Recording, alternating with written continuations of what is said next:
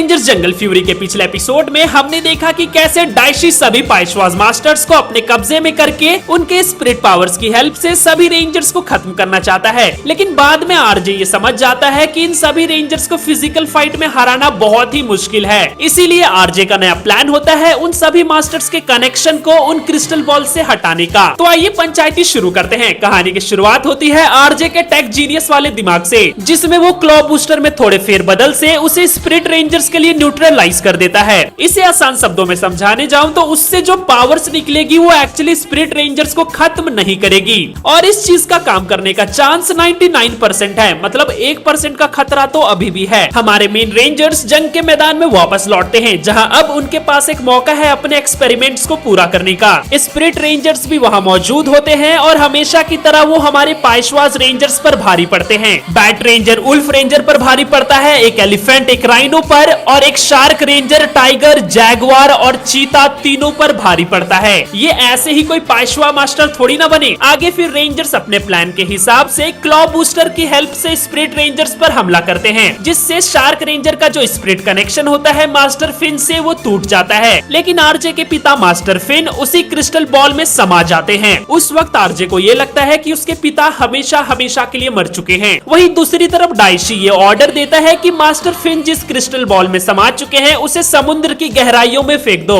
मगर कमील जैसे ही उस बॉल को समुद्र की गहराइयों में फेंकती है, ठीक उसी वक्त आरजे का फ्रेंड फ्लिट बॉल को पकड़कर आरजे के पास ले जाता है। और फिर तब अपने उल्फ रेंजर को ये पता चलता है कि उसके पिता अभी भी जिंदा हैं। इसीलिए आरजे हमेशा की तरह कोशिश करता है अपने जीनियस दिमाग को चलाकर सब कुछ ठीक करने की। इसीलिए आरजे अपने पिता को बचाने के लिए उस खास रोशनी का इस्तेमाल करता है। जैसे ही वो रोशनी क्रिस्टल बॉल पर पड़ती है, मास्टर फिन बाहर निकल जाते हैं। मास्टर फिन भले ही बच चुके थे, मगर बैट रेंजर और एलिफेंट रेंजर अभी भी पाइशवा रेंजर्स पर भारी पड़ रहे थे। इसीलिए मास्टर फिन और आरजे प्लान करते हैं डाइशी के मंदिर में जाकर बाकी दोनों मास्टर्स को बचाने की। दोनों एक साथ सभी सैनिकों को मारते हैं और फिर डाइशी को कमजोर करके वहां से निकल जाते हैं। और अब शुरू होता है इस महा एपिसोड का आइकॉनिक मूवमेंट। टाइगर शार्क का कॉम्बिनेशन, बैट जैगवार की फ्लाइंग और चीता एलिफेंट की ड्यूरेबिलिटी, इसे कहते हैं one of the best Jungle Fury episode. I mean ये एपिसोड इतना क्लासिक है मास्टर और स्टूडेंट्स के बीच। आखिर में तीनों ही स्पिरिट रेंजर्स अपना फाइनल अटैक करके उस सब जनरल को खत्म कर देते हैं।